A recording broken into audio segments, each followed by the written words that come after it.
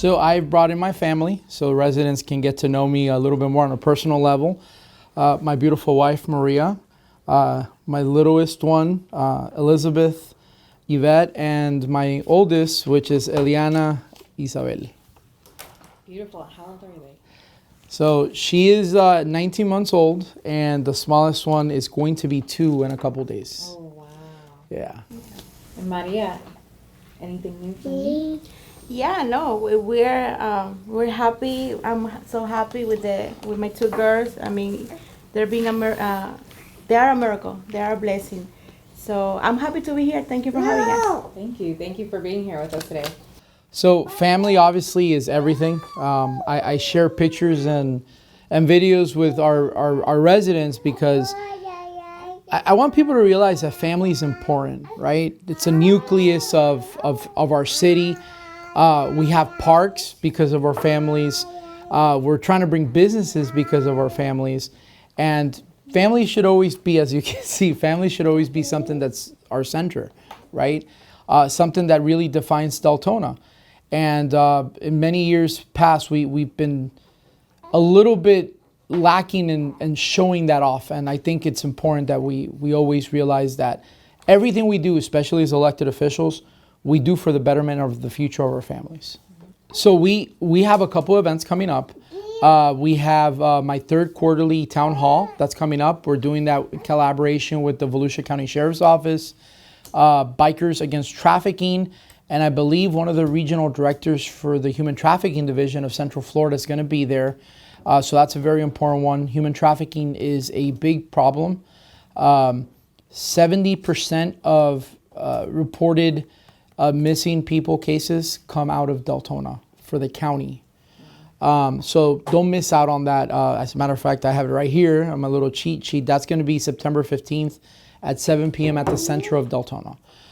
Then we are having a budgeting during a crisis and becoming a homeowner. That's at the center of Deltona, September 20th as well. That one's going to be at 5 p.m. That pretty much we're partnering up with Truist Bank, and they're going to be doing this workshop absolutely free for the first 25 residents. So if you want to know how to become a homeowner, how to budget during a crisis, come and sign up for that. It's something we're doing for the community. Again, Truist Bank is partnering up with me, and we're trying to do some amazing things for the community. Lastly, we have on October 13th, we're doing a job fair. We had to postpone it because of the hurricane and some other issues, but we're doing a big job fair again at the center. So that'll be on a Friday from 10 a.m. to 2 p.m. So those are some of the events coming up. We're planning to have something for the youth. A teen night. A teen night. So we're working. When I feel more ready, I will start looking to do that event. So I will give staff did an amazing job preparing, way better probably than before. They were on point. They made sure that swells were dredged. They made sure that pretty much that staff was ready to go in case there was a catastrophe. Pretty much myself, I put a call to the executive. Hey, baby. I put a call to the executive office at the governor's office, and I requested assistance to make sure that our weir was open, because our weir, as much as we tried, was not being opened. And as we know, that's the only outflow that our city has. And to avoid a catastrophe like last time where we had close to 200 residents flooded, I called in a favor, and they went ahead and they opened the weir. As a matter of fact, the lieutenant governor's chief of staff called me, said, hey, the weir should be open. And about 15, 20 minutes later, I got a call from our interim city manager, Glenn Whitcomb, and it's like, hey, Mayor, I just opened it myself. So we're good to go. So we did a lot of things to plan for it. I believe that if we know how much rainfall we're going to get, and we can plan the opening of the weir and manage our own outflow, we should be good as a city. We're also doing some studies for the Teresa Basin to see what else we can do to prevent, future flooding. We have to work on our infrastructure. We're working on getting state funds. We have an amazing grant writer who's Kim Castro, who's working really hard. So we're, as a city as a whole, we're doing a lot, including staff, some of us elected officials. We're doing a lot we can. to make sure we don't get faced with the same issues we did in the past.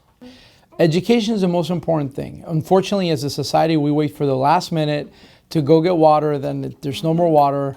For some reason, toilet paper is always in that mix. No matter what the issue is, there's always a shortage of toilet paper. But it's education, making sure that the public's educated, making sure that our residents know what to do in case of an emergency.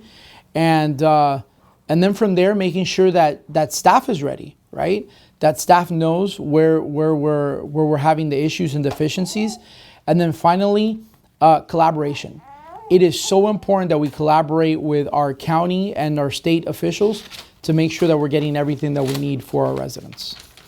Stay informed, follow all the City of Deltona pages. We're on social media, Facebook, Instagram, Twitter, Threads, I believe now, the city website.